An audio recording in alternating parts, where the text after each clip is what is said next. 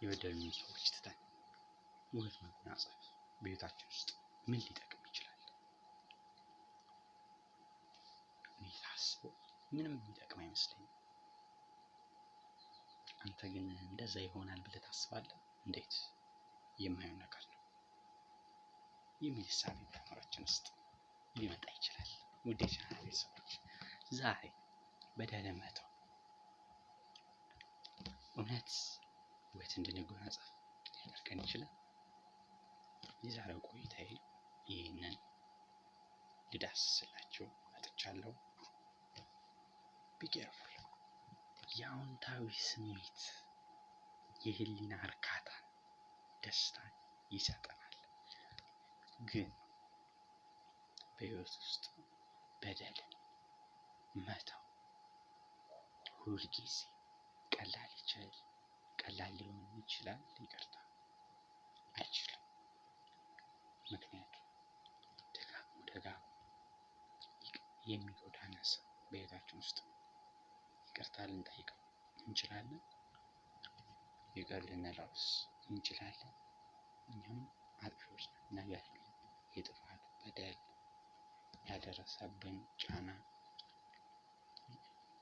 ያልሆነውን በውሸት የማይሆን ስም ለሰው ሰንዝሮብን ሊሆን ይችላል። ያልሆነውን ሆነ ሊሆን ይችላል። እንደዚህ ሲሆን አውቆ ሸር የሚፈጽምብን ከሆነ እንደዚህ አይነት ሰው ይቅር ማለት የለብንም። በህይወታችን ውስጥ ግን የበደለንን በአንጻሩ ይቅር ማለት ጠቀሜታ አለው። መጀመሪያም እንደተናገርኩት አዎንታዊ ስሜት እንዲሰማን ያደርጋል። እኛ እንበድላለን። እኛም ሁልጊዜ እንደተበደልን ብቻ ሊሰማን ይችላል አንዳንዴ ከደረሰብን ጫናዎች። ነገር ግን ይቅር ባይነት መንፈስ ማዳበሩ በጣም ብዙ ነገር ነው። በህይወት ውስጥ ብዙ ጊዜ ሰዎች ከዚህ በፊትም ተናግረዋል። ብዙ ነገሮች በይቅር ባይነት መንፈስ መስተካከል ሲችሉ ሰዎች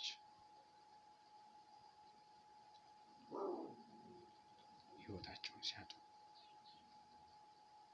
እናያለን። አለፍ ሲል ለህሊና ጸጸት ይዳረጋሉ።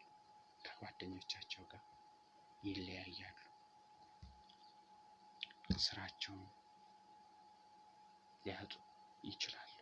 አንድ ሰው ያጠፋውን ነገር ይቅር ማለት የማይችሉ ነገሮች ላይ ጨካኝ ሊሆን የሚችል ከሆነ በህይወት ውስጥ ያጠፋውን ነገር ይቅርታ ማድረግ አልችልም ብሎ ራሱን የሚያሳምን ከሆነ ማህበራዊ ህይወቱ የተበላሸ ነው። የህሊና ደስታ ከውስጡ ይርቀዋል። በዳዩ ማለት ነው። ተበዳዩም ቂም ይይዝበታል። ጓደኝነቱ ይለያያል። ማህበራዊ ህይወታችንም በዚሁ ተበላሸ ማለት ነው። ስለዚህ ሰዎች ሲያጠፉ ግን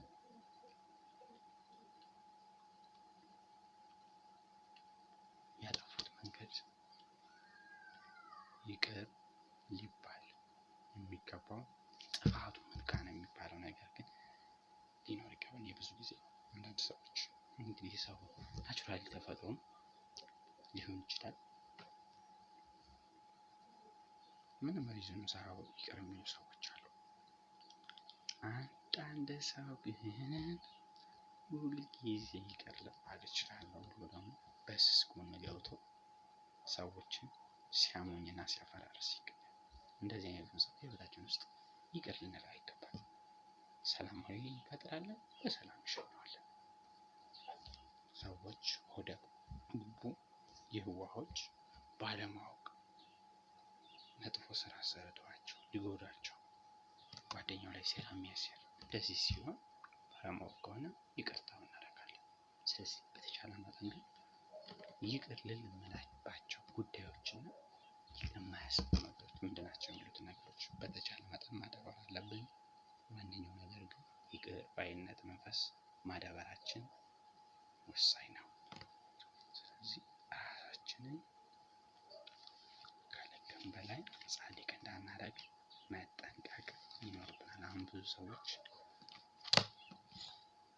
ከዚህ በኋላ ብታጠፋ ይቅር ይላል ማለት ነው። እንደዛ መሆን የለበትም። እንዲህ ብታደርግ እንዲህ ስለምን ታጠፋለህ? ለምን እንደዚህ ሆነ?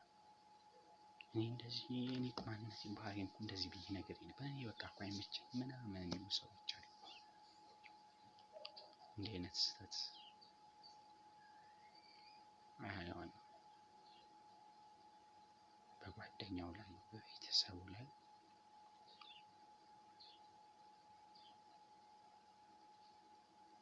የማያጠፋ ቂም የማይዝ መሆን ያለበት። ስህተት ይፈጠራል።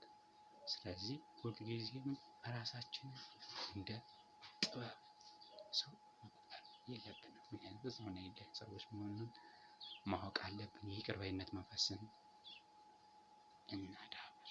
የዛሬው ፕሮግራሜ ይህንን ይመስላል። ቀጣይ ሳምንት እንገናኝ።